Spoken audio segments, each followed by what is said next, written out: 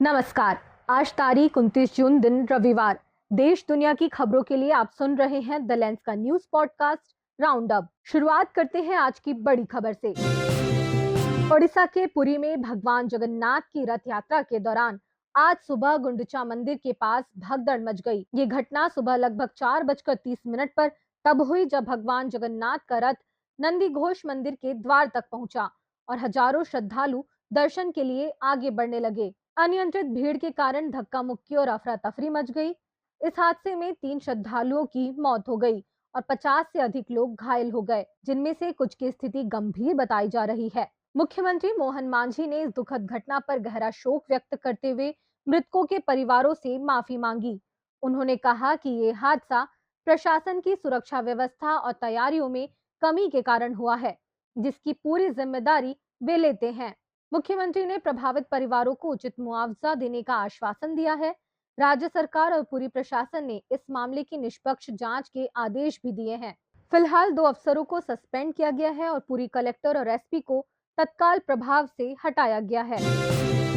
भारी बारिश से झारखंड के जमशेदपुर में लवकुश आवासीय स्कूल में बाढ़ जैसे हालात बन गए, जिसके चलते स्कूल में 162 बच्चे फंस गए। सोशल मीडिया से जानकारी मिलने के बाद जमशेदपुर पुलिस ने बच्चों को बचाया। वहीं आज 29 जून को मॉनसून पूरे देश को औसतन समय से पहले कवर कर चुका है। पिछले एक हफ्ते से लगातार बारिश की वजह से कई राज्यों में बाढ़ जैसे हालात बन गए हैं। उत्तराखंड और हिमाचल में बादल फटने की घटनाएं सामने आई हैं। भारी बारिश और खराब मौसम की वजह से उत्तराखंड में चार धाम यात्रा अगले 24 घंटे के लिए रोक दी गई है, जबकि ओडिशा के मयूरभंज जिले में भारी बारिश के चलते जमुआ घाट का पुल टूट गया।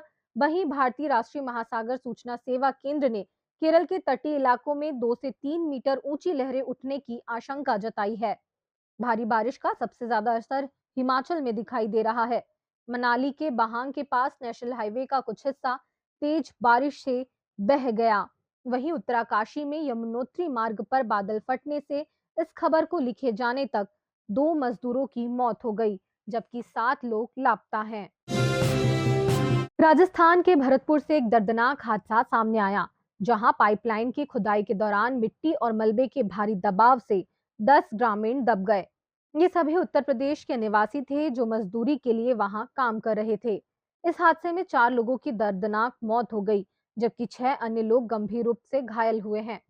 राहत और बचाव कार्य तेजी से जारी है ताकि बाकी लोगों को सुरक्षित बाहर निकाला जा सके। प्रशासन और पुलिस ने मौके पर पहुंचकर स्थिति का जायजा लिया। अब तक मिली जानकारी के अनुसार हादसा खुदाई के दौरान सुरक्षा इंतजामों की कमी के कारण हुआ है। जम्मू कश्मीर की पूछ अदालत ने समाचार चैनलों जी न्यूज और न्यूज 18 इंडिया के खिलाफ मानहानि का मुकदमा दर्ज करने का आदेश दिया है, क्योंकि इन्होंने ऑपरेशन सिंदूर के कवरेज के दौरान स्थानीय शिक्षक कारी मोहम्मद इकबाल को बिना तथ्यों की जांच के लश्कर ए तैयबा का कुख्यात कमांडर और पुलवामा हमले से जुड़ा आतंकवादी बताया, जबकि वे 7 मई को पाकिस्तानी गोलीबारी में शहीद हुए एक नागरिक थे। उप न्यायाधीश शफीक अहमद ने अधिवक्ता शेख मोहम्मद सलीम की शिकायत पर यह आदेश दिया, जिसमें कहा गया कि चैनलों के गलत प्रसारण से मृतक और उनके परिवार की प्रतिष्ठा को गंभीर नुकसान पहुंचा है, भले ही बाद में माफी मांग ली गई। अदालत ने पुलिस की यह दलील खारिज कर दी कि प्रसारण दिल्ली से होने के कारण मामला उनके अधिकार क्षेत्र से बाहर है और कहा कि भारतीय नागरिक सुरक्षा संहिता के तहत पूछ में नुकसान होने से मामला यहीं दर्ज होगा। न्यायालय ने मीडिया की गैर जिम्मेदाराना पत्रकारिता को शर्मनाक बताते हुए कहा कि बिना सत्यापन के इस तरह की खबरें सामाजिक सद्भाव को नुकसान पहुंचा सकती है और यह मानहानि सार्वजनिक शरारत जैसे दंडनीय अपराध है। प्रधानमंत्री मोदी ने मन की बात की 123वीं कड़ी में देशवासियों से संवाद करते हुए कई अहम मुद्दों पर बात की, जिनमें योग दिवस की वैश्विक सफलता, कैलाश मानसरोवर, अमरनाथ और जगन्नाथ रथ यात्रा जैसे धार्मिक आयोजनों का जिक्र किया गया। इसके अलावा आपातकाल की 50वीं वर्षगांठ को संविधान हत्या दिवस के रूप में मनाने, भारत के ट्रैकोमा मुक्त होने, 55 करोड़ लोगों को सामाजिक सुरक्षा योजनाओं का लाभ मिलने की बात कही। इस दौरान पीएम ने भारतीय एस्ट्रोनॉट शुभांशु शुक्ला से कल हुई बातचीत का भी जिक्र किया। आज रूस ने यूक्रेन पर अब तक का सबसे बड़ा हवाई हमला किया, जिसमें 477 आत्मघाती ड्रोन और 60 मिसाइलों का इस्तेमाल किया गया। इस भीषण हमले में यूक्रेन का एक आधुनिक F-16 लड़ाकू विमान नष्ट हो गया और उसमें सवार पायलट लेफ्टिनेंट कर्नल मक्सिम उस्तिमेको की मौत हो गई। उन्होंने विमान को आबादी से दूर ले जाकर कई लोगों की जान बचाई, लेकिन समय रहते इजेक्ट नहीं कर पाए। हमला यूक्रेन के कई शहरों पर हुआ, जिसमें चिरकासी क्षेत्र के स्मिला शहर को सबसे ज्यादा नुकसान पहुंचा। कई इमारतें, एक कॉलेज और 3 बहुमंजिला अपार्टमेंट बुरी तरह क्षतिग्रस्त हुए, जबकि कम से कम 6 नागरिक घायल हुए हैं। यूक्रेनी वायु रक्षा ने 475 लक्ष्यों को मार गिराने का दावा किया, लेकिन इतनी बड़ी संख्या में ड्रोन और मिसाइलों के कारण काफी नुकसान हुआ। राष्ट्रपति जेलेंस्की ने हमले की निंदा की और पायलट की सूझबूझ को सराहा है। अमेरिकी राष्ट्रपति डोनाल्ड ट्रंप ने इजराइल के प्रधानमंत्री बेंजामिन नेतन्याहू के खिलाफ चल रहे भ्रष्टाचार मामलों को राजनीतिक साजिश करार दिया है। ट्रंप ने कहा कि नेतन्याहू के खिलाफ दर्ज केस राजनीति से प्रेरित है और यह पूरी तरह अनुचित है। उन्होंने जोर देते हुए कहा कि हम ऐसी साजिशों को बर्दाश्त नहीं करेंगे। नेतन्याहू पर 3 अलग-अलग मामलों में भ्रष्टाचार, धोखाधड़ी और भरोसे के उल्लंघन के आरोप लगाए गए हैं।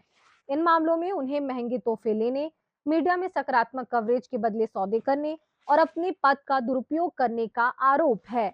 हालांकि नेतन्याहू ने इन सभी आरोपों से इनकार करते हुए खुद को बेगुनाह बता चुके हैं। ट्रंप का ये बयान ऐसे समय में आया है जब इजराइल में राजनीतिक माहौल तनावपूर्ण है। ट्रंप पहले भी नेतन्याहू के समर्थन में बयान दे चुके हैं और दोनों नेताओं के बीच करीबी संबंध माने जाते हैं। अंतर्राष्ट्रीय परमाणु ऊर्जा एजेंसी के महानिदेशक राफेल ग्रॉसी ने दावा किया है कि हाल ही में अमेरिकी और इजरायली हमलों के बावजूद ईरान कुछ महीनों में फिर से परमाणु बम के लिए यूरेनियम संवर्धन शुरू कर सकता है, क्योंकि उसके पास औद्योगिक और तकनीकी क्षमता बरकरार है। इजरायल ने 13 जून को और अमेरिका ने 22 जून को फोर्डो, नतांज और इस्फहान के परमाणु ठिकानों पर बंकर बस्टर बमों से हमले किए, जिसके बाद दोनों देशों ने दावा किया कि ईरान का परमाणु कार्यक्रम भारी नुकसान के साथ तबाह हो गया। लेकिन ग्रॉसी ने एक न्यूज एजेंसी को बताया कि ये ठिकाने पूरी तरह नष्ट नहीं हुए और ईरान जल्द ही सेंट्रीफ्यूज के जरिए यूरेनियम संवर्धन फिर शुरू कर सकता है। पेंटागन की एक रिपोर्ट भी मानती है कि हमलों ने ईरान के परमाणु कार्यक्रम को सिर्फ कुछ महीनों पीछे धकेला है, न कि खत्म किया।